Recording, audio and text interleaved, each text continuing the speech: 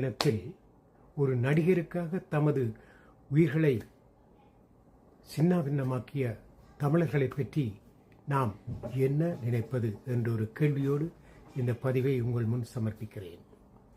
ஆமாம், தமிழகத்தில் ஒரு பிரபல நடிகர் விஜய் என்பவர், அவருக்கு லட்சக்கணக்காக ரசிகர் இருக்கிறார்கள். அந்த வகையில் அவர் ஒரு அரசியல் கட்சியை அண்மையில் தொடங்கி அந்த கட்சி மூலம் எதிர்வரும் தேர்தலில் போட்டியிட இருக்கிறார். அந்த வகையில் அவர் பிரசார கூட்டங்களை மாவட்டம் தோறும் தமிழகத்தில் நடத்தி வந்திருக்கிறார். இதுவரை 4-5 மாவட்டங்களில் அவருக்கு ஆயிரக்கணக்கான மக்கள் கூடியது.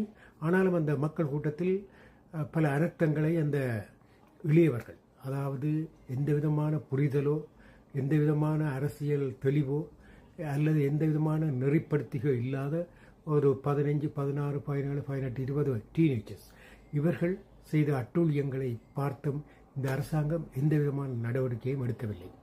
அப்படி இருந்தும் கடைசியாக கருவூரில் நடந்த ஒரு கூட்டத்தில் ஆயிரக்கணக்கான மக்கள் திரண்டார்கள். விஜய் வருவதாக குறிப்பிட்ட நேரத்தை தாண்டி 7-8 மணித்தியாலம் கழித்து வந்தபோது அங்கு மக்கள் வெள்ளமாக திரண்டதனால் நெரிசலில் குழந்தைகள், வயதிபர்கள் மற்றும் கர்ப்பிணி பெண்கள் என கிட்டத்தட்ட 41 உயிர்களை பறி கொடுத்து 60-70 பேருக்கு கிட்ட வைத்தியசாலையில் இருக்கிறார்கள். எனவே அது ஒரு புறம் எல்லோரும் அறிந்த விஷயம்தான். இதுக்குரிய நடவடிக்கை என்ன?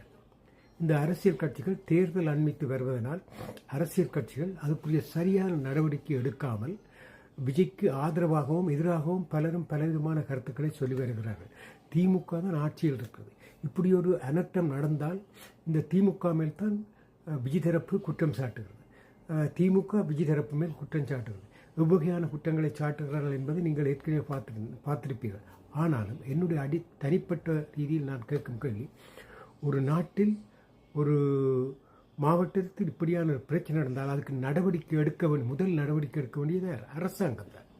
அப்போ அரசாங்கம் என்ன செய்து இப்போ விஜய அதுக்குரிய நடவடிக்கை எடுக்காமல் விட்டு வைக்கிறார்கள். ஒரு சிலரை கைது செய்கிறார்கள். கைது செய்ய வேண்டியவர்களை தவிர்க்கிறார்கள். காரணம் என்றால் அவர்களை கைது செய்து அவர்களுடைய செல்வாக்கை மக்கள் முன் உயர்த்தினால் தங்களுக்கு ஆபத்து, எலெக்ஷனில் தங்களுடைய வாக்கள் பறிபோகும் என்று நினைக்கிறார்களோ தெரியாது.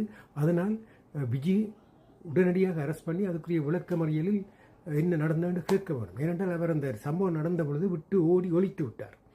3 நாளை